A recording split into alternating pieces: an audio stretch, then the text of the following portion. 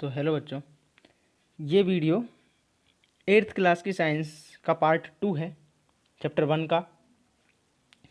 तो जिसने पार्ट 1 नहीं देखा है वो जाके पार्ट 1 देखे, फिर आके पार्ट 2 कंटिन्यू करे। चैप्टर 1 का पार्ट 2 है ये। सब हमने पिछले वीडियो में ख़त्म किया था कि ज़मीन को जो है न्यूट्रिएंट्स उसमें डालने ज़रूरी हैं बिफोर सोइंग, कि फसल को बोने से पहले हमें उसमें न्यूट्रिएंट डालने पड़ेंगे, तभी वो फसल अच्छी उगेगी। तो वो न्यूट्रिएंट ज़मीन में बने रहें, हमारे खेत में बने रहें, उनके लिए हमें क्या क्या करना चाहिए या फिर क्या क्या हम कर सकते हैं, वो हम इस वीडियो में डिस्कस करेंगे। सबसे पहले उन्होंने जो पहला तरीका है वो बताया है नेचुरल मेथड, प्राकृतिक तरीके। तो प्राकृतिक तरीके क्या हैं? लीविंग दी एग्रीकल्चरल लैंड फैलो। ठीक है, आपको फैलो छोड़ना, उसे बंजर छोड़ देना है, यानी कि खाली छोड़ दो, उस पर कुछ मत बो। One way to replenish the nutrient in the soil previously used for agriculture is by leaving the agricultural land fallow। उन्होंने कहा है कि वापस न्यूट्रिएंट डालने का एक तरीका है, जिस भूमि में हम खेती करते हैं उसमें वापस न्यूट्रिएंट बनाए देने का एक तरीका है कि उसको बंजर छोड़ दो एक सीजन के लिए, उसमें कुछ ना बो। This allows sufficient time for the microbe to decompose the plant and animal waste in the land. तो इससे होगा क्या? आपने पिछले फसल जो काटी थी उसकी डंठल वगैरह रह गए होंगे या पत्तियां वगैरह रह गई होंगी, एनिमल वेस्ट वगैरह उसमें डला होगा, तो उसमें माइक्रोब एक्शन करके उसको डिकम्पोज करके उसे न्यूट्रिएंट में बदल देंगे, और जो न्यूट्रिएंट फसल को चाहिए वो मौजूद रहेंगे। तो एक सीजन के लिए आपने कुछ बो दिया, एक सीजन के लिए बंजर छोड़ दी, जिससे क्या होता है उसमें न्यूट्रिएंट बने रहते हैं। अगला जो है पेज है उसमें बताया है Decomposition releases nutrient back in the soil, making the land fertile for the next season of agriculture। ठीक है, जो डिकम्पोजिशन से वो लैंड कैसी हो जाती है? फर्टाइल हो जाती है, क्योंकि उसमें न्यूट्रिएंट वापस मिल जाएंगे। अब अगला है मिक्स कल्टीवेशन। मिक्स कल्टीवेशन या मिक्स क्रॉपिंग, इसको मिश्रित खेती कहते हैं। दो या दो से ज़्यादा चीज़ों को एक साथ मिला के बोया जाता है। The cultivation of two different crop is called mix cultivation और मिक्स क्रॉपिंग। दो अलग अलग क्रॉप की खेती एक ही खेत में एक ही सीजन में करना मिक्स कल्टिवेशन या मिक्स क्रॉपिंग कहलाता है। The main crop and the leguminous crop are sown in the same field. और एक होती है मेन क्रॉप, जो अनाज जो आपको बोना है, चावल या फिर गेहूँ। खरीफ की होगी तो आप चावल बोएंगे और रबी की होगी तो आप गेहूँ बोएंगे। फिर उसके साथ एक लेग्यूमिनस क्रॉप या फिर दलहन फसल, दालें वाली फसल भी बो देंगे। The nutrient requirement for these are different and they balance each others need. और दोनों चीज़ों को क्योंकि अलग अलग न्यूट्रिएंट चाहिए, इसीलिए दोनों फसल आराम से उग सकती हैं दोनों में। अगला जो बताया है वो है क्रॉप रोटेशन। देखिए, क्रॉप रोटेशन का क्या मतलब हुआ? क्रॉप को घुमा घुमा के लगाना नहीं। देखो, वीट एंड पैडी, पैडी मतलब चावल, are use nitrogen from the soil. So leguminate plants like pea, soybean, green beans are grown. उन्होंने कहा है कि गेहूं को और चावल को नाइट्रोजन चाहिए, और नाइट्रोजन लेग्यूमिनस प्लांट की रूट्स में नाइट्रीफाइंग बैक्टीरिया होते हैं, राइजोबियम होते हैं, वो हम पढ़ चुके हैं। इसीलिए हम मटर को, सोयाबीन को और ग्रीन बीन या मूंग को बो देते हैं। Leguminous plant have bacteria in their root nodules that convert gaseous nitrogen in the air to compound that can be absorb by plant. तो सिंपल सी बात उन्होंने वही बताई है कि जो नाइट्रोजन लेग्यूमिनस प्लांट हैं, इनकी जड़ों में जो नोड्यूल्स मतलब होता है गांठें, इनकी जो जड़ों में जो गांठें होती हैं उनमें राइजोबियम होता है, ये नाइट्रोजन को यूजेबल फॉर्म में कन्वर्ट कर देता है। अब आगे पढ़ें। In this method two crops with different needs is cultivated one after the other in the same field. इस तरह से दो अलग अलग फसलें बोई जा सकती हैं और उनमें न्यूट्रिएंट की कमी नहीं पड़ेगी। जैसे एक बार गेहूं बो दिया, फिर आपने एक बार दालें बो दी, तो दालें वाली फसल क्या करेगी? उसमें नाइट्रोजन को छोड़ जाएगी, तो फिर अगली बार गेहूं बोएंगे तो उसको नाइट्रोजन की कमी नहीं पड़ेगी।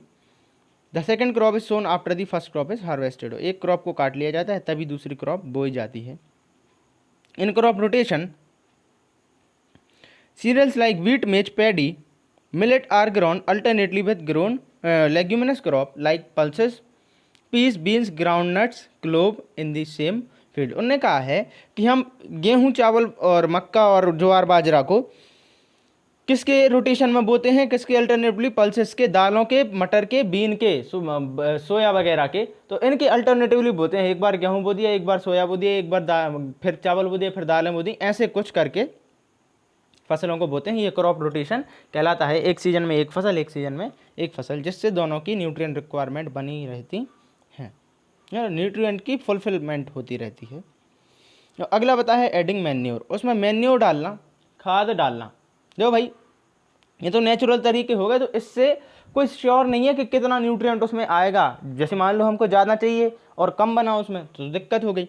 तो फिर हम खाद डालते हैं, मैन्योर डालते हैं। Manures are natural organic substances obtain by the decomposition of animal waste by the action carried out by microbes. उन्होंने कहा है कि मैन्योर क्या है, नेचुरल ऑर्गेनिक सब्सटेंस है। ऑर्गेनिक सब्सटेंस मतलब होते हैं जैविक पदार्थ जिनको हम जीवों के अंदर से लेते हैं, जैसे गाय का गोबर। ठीक, तो मैन्योर जो है, खाद जो है, एक नेचुरल सब्सटेंस है जो कि एनिमल वेस्ट को किसी माइक्रोब के एक्शन द्वारा डिकम्पोज करके पाया जाता है। तो सिंपल सी बात है, काऊ डंग वगैरह में जब बैक्टीरिया वायरस उसको ख़त्म कर देंगे, उसको डिकम्पोज कर देंगे, तब जाके वो मैन्योर में बदल जाएगी। The manure obtained is called compost. और जो मैन्योर हमको मिली है उसको कंपोस्ट भी कहते हैं। अगला टॉपिक है वर्मी कंपोस्ट। वर्मी मतलब होता है कीड़ा, ध्यान से सुनना। Vermi compost is obtained by the action of earthworm on organic waste. Organic waste पर अर्थवर्म डाल दिया, यानी गोबर वगैरह पे आपने अर्थवर्म को डाल दिया।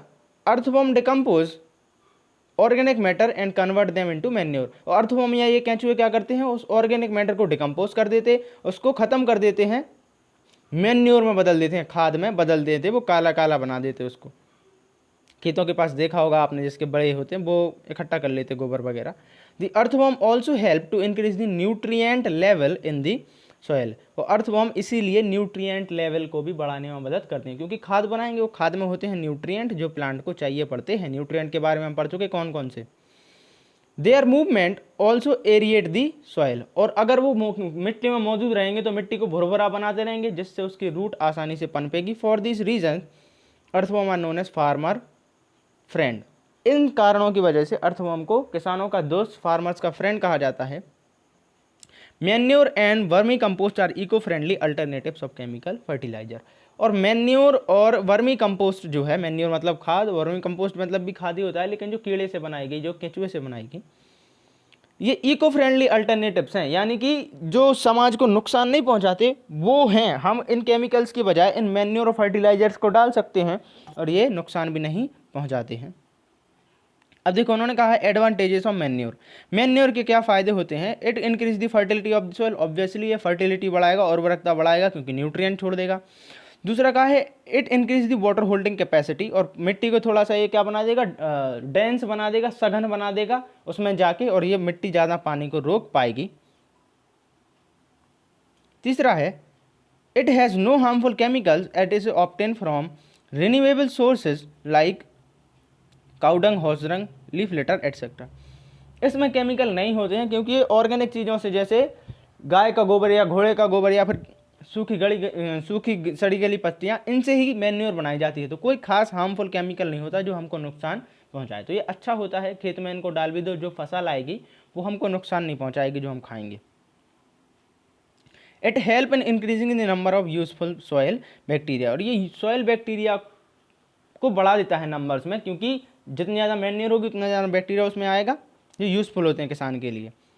आगे it maintain the pH of the soil and does not polluted. और ये पीएच को मेंटेन करता है। देखो, पीएच आपने शायद अभी नहीं पढ़ी होगी, समझ लेना। पीएच बस एक पैमाना है बताने का कोई भी चीज़ कितनी एसिडिक है, कितनी बेसिक है। तो पीएच को मेंटेन रखती है, मतलब जितनी पीएच हमको चाहिए, जितना एसिडिक या बेसिक सॉइल को होना चाहिए, उतना ही ये रखता है खाद। और उसे पॉल्यूट नहीं करता, उसे प्रदूषित नहीं करता। तुम खाद को खेत में डाल दोगे तो वो प्रदूषित नहीं होगा, अच्छा हो जाएगा।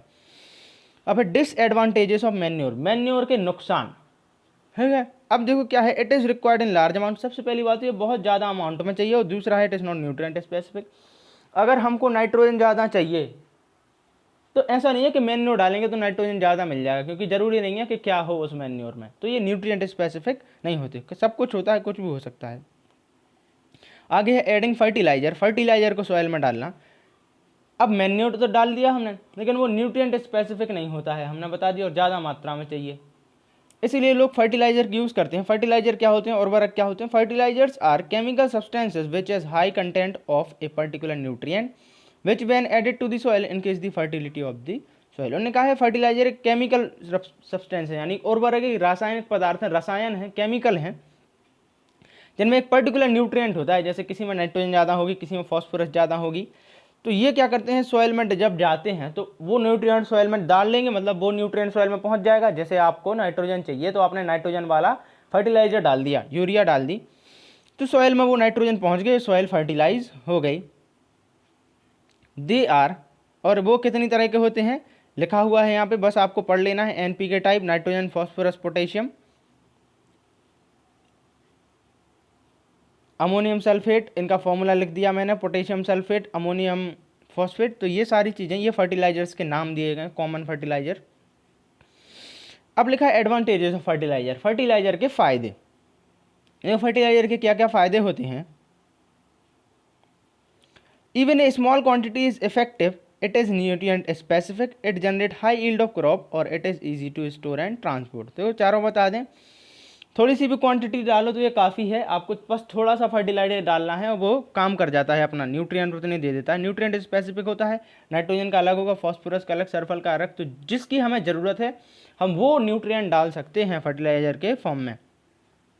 It generate high yield of crop, और जब हम फर्टिलाइजर डाल देते हैं तो हमें ज़्यादा फसल की मात्रा मिलती है, मैन्योर डालने से उतनी ज़्यादा और उत्पादकता नहीं मिलेगी। तीसरा है it is easy to store and transport, क्योंकि फर्टिलाइजर कम चाहिए पड़ते इसलिए आसानी से उनको स्टोर किया जा सकता है, और ट्रांसपोर्ट एक जगह से दूसरी जगह पहुंचाया जा सकता है। अगर आपको खाद पहुंचाना है तो ट्रैक्टर में लाद के जाते हैं, कितनी सी ले जा पाओगे आप।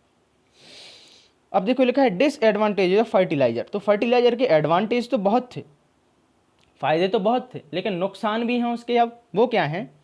It is expensive. सबसे पहली सबसे खास बात, ये महंगा है।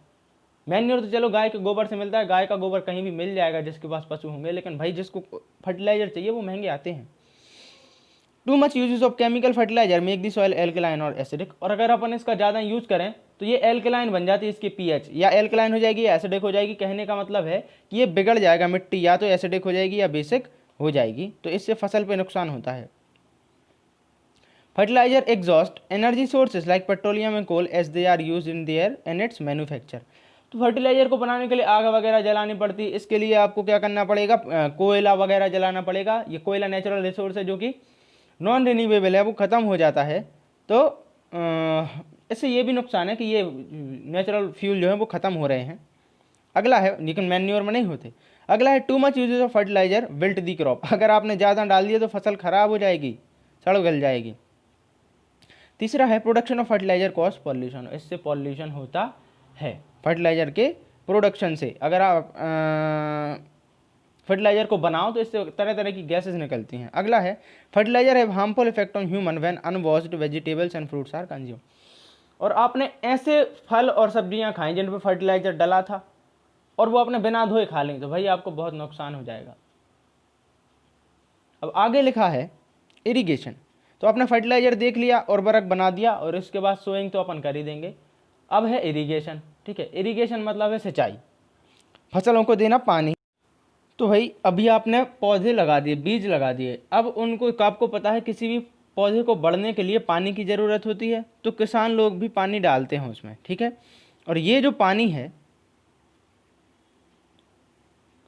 ये पानी, ये इरिगेशन, पानी डालने को इरिगेशन या सिंचाई कहते हैं।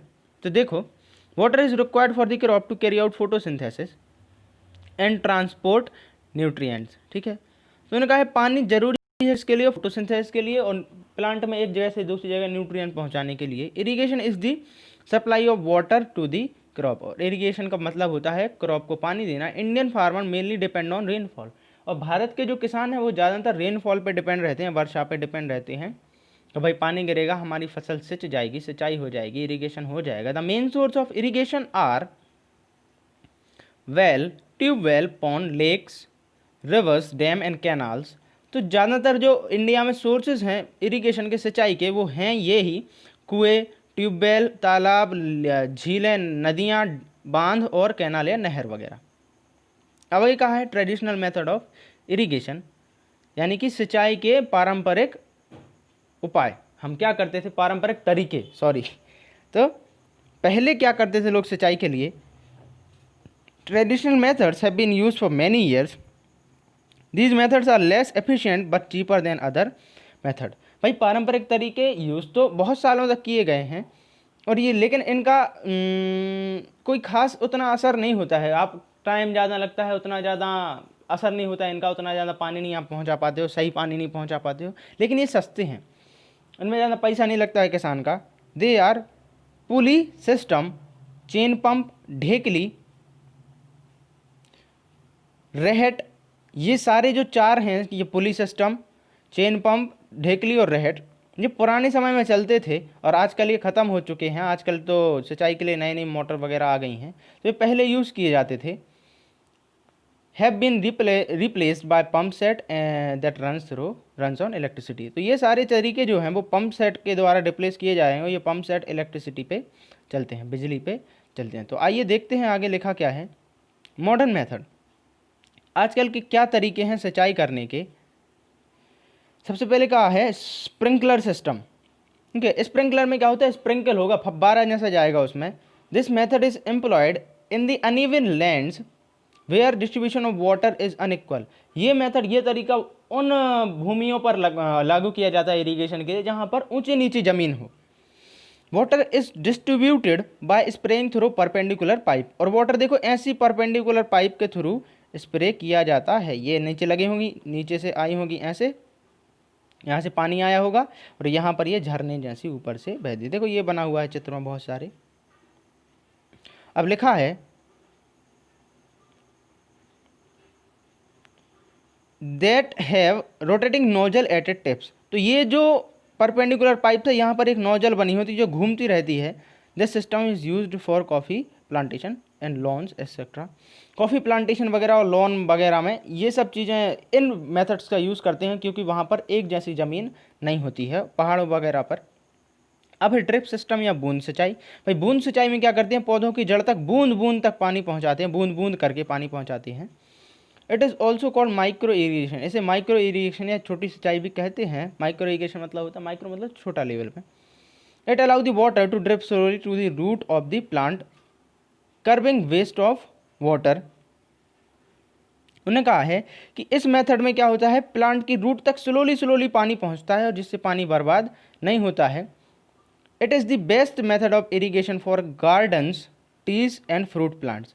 देखो ये बहुत अच्छा तरीका है गार्डन के लिए, क्योंकि वहाँ पर पेड़ छोटे छोटे नहीं होते, बड़े बड़े होते हैं, तो वहाँ तक हम पानी आसानी से पहुँचा सकते हैं इस मेथड के द्वारा। It is widely used in regions where availability of water is poor. और ये ड्रिप इरीगेशन उन मेथड्स में होती है, उन जगह पे होती है जहाँ पर अवेलेबिलिटी पुअर होती, कम होती है। तो पाइप के थ्रू बूंद बूंद तक वो पाइप जड़ हर एक प्लांट की जड़ तक वो नालियाँ पहुँचती हैं, वो पाइप पहुँचते हैं और वहाँ बूंद बूंद तक पानी या फिर छोटा छोटा थोड़ा थोड़ा करके पानी पहुँचाया जाता है। अब आपने भाई सिंचाई कर दी, अब अगला वाला जो स्टेप है वो है वीडिंग। क्या होता है, सिंचाई कर दी तो फसल के साथ, जैसे आपने लगाया गेहूँ, उसके साथ घास भी उगाएगी, तो उस घास को वीड कहते हैं, खरपतवार कहते हैं, और उसको अलग करना ही पड़ता है। तो देखो उसको अलग करना वीडिंग कहलाता है। Weeds are unwanted plant that grown along with other crop. ये अनवांटेड प्लांट है, वो प्लांट है जो हमको नहीं चाहिए। अनवांटेड मतलब जो हमारे लिए नहीं चाहिए, फसल के साथ उगाते हैं। Weeds take up nutrient, water space and light, hampering the growth of main crop. और वीड क्या करते हैं, वीड लग गए, जैसे घास वगैरह लग गई, तो ये ज़मीन से वाटर ले लेगा, न्यूट्रिएंट ले लेगा, स्पेस ले लेगा, मतलब जो बीच में जगह थी उनके वो घेर लेगा, और लाइट भी हैम्पर कर देगा, यानी लाइट उन तक ठीक से आने नहीं देगा। तो ये सारे काम ये कर देगा, लेकिन ये सारे काम से क्या होगी, हमारी मेन फसल की पैदावार कम हो जाएगी। Some weeds are poisonous for human beings and animal. और कुछ खरपतवार जो हैं, कुछ ऐसे पौधे लग जाते हैं जो हमारे लिए नुकसानदायक भी होते हैं। They also act as host for many insect and pest causing many diseases to human. और इनमें बहुत सारे पौधे लग भी जाते हैं जो बीमारियां पैदा करते हैं हमारे लिए। आगे लिखा है removal of weed is known as weeding. तो वीड को हटाना वीडिंग कहलाता है। They can be remove manually और by using chemicals called weedicide. और वो हट सकते हैं कैसे, या तो आप उसे हाथ से हटा सकते हैं, पिक करके एक एक पौधे को उखाड़ दो, या फिर कुछ केमिकल आते हैं जिनको वीडीसाइड कहते हैं, खरपतवार नाशी जिनको कहते हैं, वो डाल सकते हो। Use of weedicide is hazardous to our health, और ये लेकिन हमारी हेल्थ के नुकसानदायक होता है। The best time for weeding is right before they start to flower. Weeding करने के लिए बिल्कुल सही टाइम है जब उनमें फूल लगना चालू हो जाए, मतलब होने वाले हों, उससे पहले फूल नहीं लगने पाए। If weed produce fruit and seed those will sprout giving rise to other weed in between crops in the following year. और भाई अगर वीड लग गए तो होगा क्या कि वो अगली साल के लिए वो आपकी मिट्टी में तो वो मौजूद हैं ही, इसलिए वो दूसरे उसको वीड को भी जन्म दे सकते हैं। आगे बताया है पेस्ट कंट्रोल, वो हम अगली वीडियो में डिस्कस करेंगे। अब तक के लिए थैंक यू।